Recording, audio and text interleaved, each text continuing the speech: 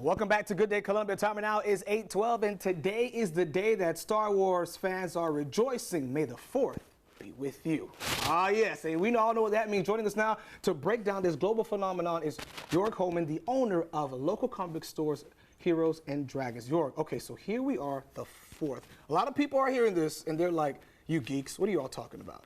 So educate the folks who may not know about why this day is so important. Well, I mean, of course, the famous saying that the Jedi say to each other as they're parting is, "May the Force be with you." Yep. And so May the 4th be with you is just some clever wordplay that occurred in 1979 in England, actually, to wish then candidate Margaret Thatcher good luck running for Prime Minister in a British newspaper. And as the years went on, it got adopted little by little by the community, and until nowadays, we're on the news saying, May the 4th be with you. Exactly.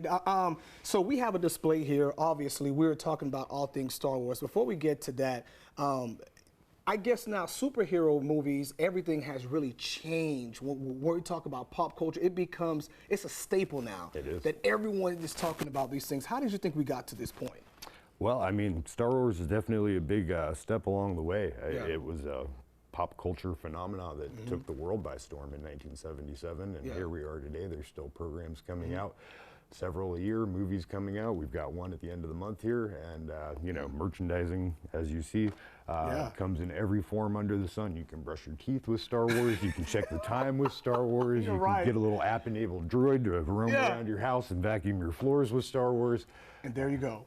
And speaking of Star Wars, there is a video. We're going to play this. This is of me fighting my way through the galaxy. It's going to come up there. You remember that video? Oh, look at that. Yes. So, and there I am fighting. And we had a good time that day, we had a great time that day. We really did have a good time. So, and speaking of the lightsaber, you know, since we're doing that, I'm going to go ahead and bring your lightsaber out. Just as people are watching this, I was fighting. I forgot who I was fighting. It was in the dark. That was a friend of ours. Klingon, no, I don't even remember myself. Yeah, but it was I remember fun. It was Roger. I think he was dressed up as Mace Windu that day. That's what it was, yes. So here, so now the lightsaber, we're pressing the button, of course. Quick tap, there we go. I have to be careful so my microphone doesn't make too much static noise. But all right, so what's the importance of this for people who don't know? This is like the Star Wars iconic weapon. Yes, exactly. Yeah. Well, it's an elegant weapon, not as clumsy as a blaster, and primarily used by Jedi. Though the red ones, of course, are used by Sith as well, which are sort of like a Jedi, but not the good kind. Yeah. Yeah. So speaking of the Sith, okay, of course, one of the main persons, like the villain, if you would. Some people would say he's a villain. Tragic character. Yes. The tragic character. Here he is, right over here. All right, so what was so tragic about his character, and why is it that he was recognized as the evil guy? Well, clearly recognized as the evil guy because he's possibly one of the scariest characters ever created in any mythos. As a 45-year-old adult, I still occasionally have a nightmare about Darth Vader myself. Oh, no, not Darth Vader. Tragic because he was a poor boy growing up on Tatooine, and was found by some Jedi. They realized he was Force sensitive. They took him to Jedi training. And what does Force sensitive mean for people who don't know? Well, that he would be able to manipulate the living force that flows through all things in the galaxy. And power, that's exactly. right. Okay. So taken away from his mother, had to leave her behind his whole way of life, and then grew up as a Jedi.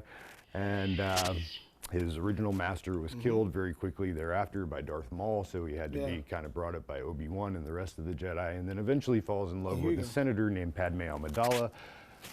She ends up pregnant, and he's the rest is history. So afraid of losing his family that he ends up losing everything, including his humanity. And it doesn't get much more tragic than that, does it? Yeah, it really doesn't, honestly. So Star Wars Enterprise, there's a lot that's going to be going on, obviously. And so we have some of the collectibles that are here. One of these is pretty old. Right? Yeah, well, actually, both of these are approximately the same age. These are the original toys. This one would have come out in 1982. With, 1982? Return of the Jedi, and Vader there is from 1977. So this is definitely priceless. This is... Well, it has a price. But okay, gotcha. That's why, okay, gotcha. Okay. But it's definitely not $5. Right. And okay, as we're heading on, anything else you want to add? You know, we got to do this one more time. So we got to open it just like that. Just quick tap.